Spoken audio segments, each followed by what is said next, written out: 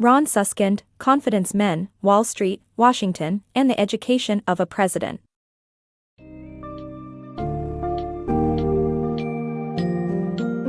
In Confidence Men, Wall Street, Washington, and the Education of a President, Ron Suskind takes us on a journey through economic policymaking in Barack Obama's presidential election campaign and the early years of his administration.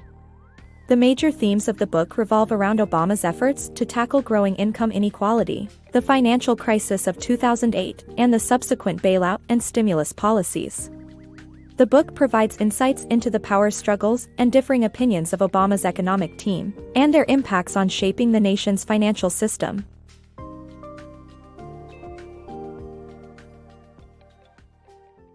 Obama's vision for the U.S. economy. During his presidential campaign, Barack Obama focused on tackling the growing income disparity in America. With the help of his advisors, he considered various strategies such as investing in alternative energy, healthcare, and infrastructure to reignite the economy and create jobs. Obama listened closely while integrating the best ideas with his vision and insight. Meanwhile, Robert Wolfe, then chairman and chief operations officer of UBS Americas, noticed signs of potential trouble in the financial market. His bank was heavily leveraged and played a significant role in the mortgage derivatives market. Wolfe had met Obama and called him to express his fears of a potential, market-driven disaster that could crush Wall Street and with it, the whole U.S. economy. Obama's calm and analytical way of handling the economy helped him become one of the few presidents who restored the economy after a disastrous financial crisis in 2008. Obama's insider advantage. This summary explores how Obama's engagement with top Wall Street honchos and luminaries gave him an edge in addressing the 2008 financial crisis. He proved his mastery of economic issues early on in his campaign, outshining his rivals and earning him the nomination. Amid internal dissent among his economic team, Obama displayed strong leadership during the crisis, while John McCain's campaign struggled to keep up. Obama's insider advantage, combined with his capability, enthusiasm, and mastery of the issues, likely secured his presidency by September 2008. Obama's economic team, the divide. In Too Big to Fail, the authors explore the dichotomy between the economic teams appointed by Obama in the run-up to his inauguration. The Team A and Team B approach was evident in the contest for the Treasury Secretary role, with Volcker, Summers, and Geithner being the top contenders. Obama favored the more experienced Geithner and Summers from Team B, who had a continuity in dealing with the crisis and had links to big banks, while Team A wanted a wholesale reorganization of the nation's troubled banks.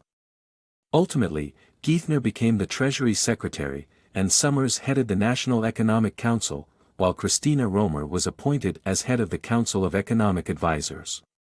With many people criticizing Obama for giving the authority to clean up the mess to those who'd helped create it, the authors examine the challenges Obama's team faced and the choices they made during the economic crisis. The American Recovery and Reinvestment Act of 2009. In 2009, President Barack Obama approved the American Recovery and Reinvestment Act, TARP, which aimed to revive the economy. The bill intended to achieve bipartisanship by extending tax cuts to all income groups. However, the Republicans voted against the bill. Timothy Geithner, as a member of Team B, promoted stress tests to help banks normalize and tackle industry-wide issues incrementally. Obama, breaking news of executive bonuses for taxpayer-rescued AIG, overruled advisors and prioritized healthcare reform. He urged financial firms to self-police their compensation, leading to nothing much changing. Rifts in the White House. The book reveals an inner conflict within the White House, where powerful staff members were taking control, leaving Obama powerless. Summers and Emanuel were running the show, leading meetings that would relitigate already discussed points. The conflict extended to the issue of how to rescue Citigroup, with Romer and Summers proposing to nationalize it. Geithner disagreed and pushed for more time for his stress tests to work. Despite the president's order to develop a plan for Citi's takeover, Geithner and his staff were sidestepping the issue. This impasse reveals a lack of cohesion among Obama's team and leaves the president increasingly frustrated. Obama's female staffers voice displeasure. Obama's female advisors expressed their dissatisfaction with how Summers and Emanuel's cabal of men prevented them from holding power while working in the Obama administration. In a November 2009 dinner meeting with the president, senior female officials narrated situations in which they were bullied or ignored in meetings. While Obama couldn't offer much comfort, he listened. The summary also highlights Obama's approach to dealing with challenges, which was to dig deep and recall a defining moment of oratory. While the president left most of his healthcare agenda to Congress, the White House's emphasis on extending coverage to the uninsured instead of cutting costs led to criticism and opposition from conservative parties such as the Tea Party.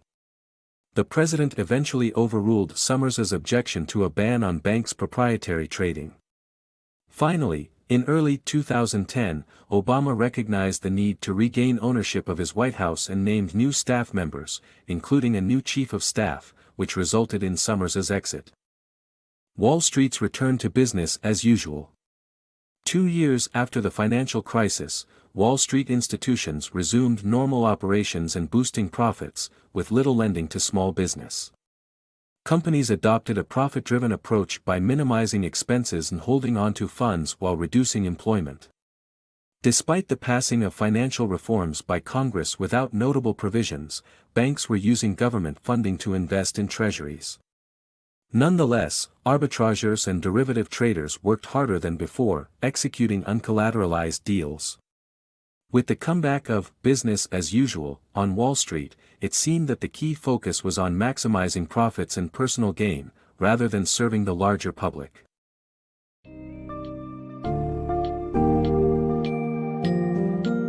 As the book concludes, we see Wall Street rebounding from the financial crisis, but without the transformative changes some of Obama's advisors had advocated for. Despite internal conflicts and slow progress in reforming the financial system, Obama's administration managed to pass financial reform legislation, albeit lacking some desired provisions. Confidence Men serves as a vivid exploration of the complexities and challenges in addressing economic issues, and offers a fascinating look at the personalities involved in shaping the policies of the Obama era.